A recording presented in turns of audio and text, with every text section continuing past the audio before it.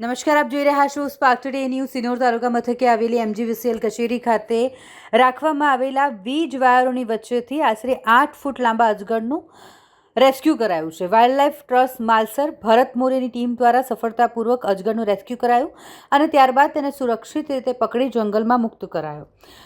MGVCL કચેરી ખાતે વીજ વાયરોની વચ્ચે રાત્રિના લગભગ 10:30 વાગ્યાના અરસામાં આશરે 8 ફૂટ લાંબો મહાકાય અજગર દેખાયો અને અજગર દેખાતા જ કર્મચારીઓમાં ડર ફેલાયો. તાત્કાલિક સિનોર વન વિભાગને જાણ થઈ. વન વિભાગે વાઇલ્ડલાઇફ ટ્રસ્ટ માલસરના ભરત મોરેની ટીમનો સંપર્ક કર્યો.